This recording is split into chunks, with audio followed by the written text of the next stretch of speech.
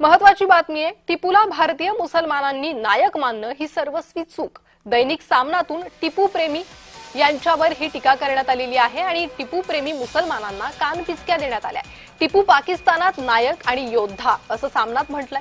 भाजपनं राजकीय फायद्यासाठी अनेकदा टिपूचा गौरव केला असाही आरोप सामनात करण्यात आलाय। भाजपनं फायद्यासाठी टिपूची कबर खणली, त्यात ते पडले अशी टीका दैनिक सामनातून करण्यात आली आहे। टिपूच्या नावानं भाजपचे टिपऱ्या बनवणं सुरू आहे असा घणाघात सामनातून करण्यात आलाय। सपकाळांनी भाजपच्या हातात आयतं कोलीत दिलंय असंही सामना वृत्तपत्रात लिहिण्यात आलंय।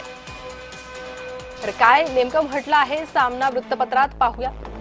टिपू सुलतान हा भारतातला असला तरी त्याच्या शौर्यामुळे पाकिस्तानात त्याला एक नायक म्हणून ओळखलं जातं।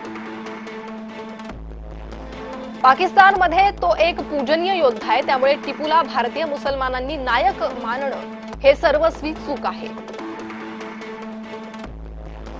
भाजपनं राजकीय फायद्यासाठी अनेकदा टिपूचा गौरव केला।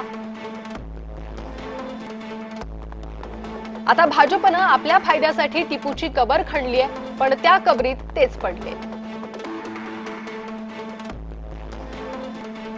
मुंबईतील रस्त्यांना टिपूचे नाव द्यायला प्रस्ताव भाजपचाच होता। विद्यमान महापौर रितू तावडे त्याच्या साक्षीदार आहेत। तरीही टिपूच्या नावानं त्यांचे टिपऱ्या बनवणं सुरूच आहे। निर्लज्जम सदा सुखी अशी टीका सामनातून करण्यात आलेली आहे।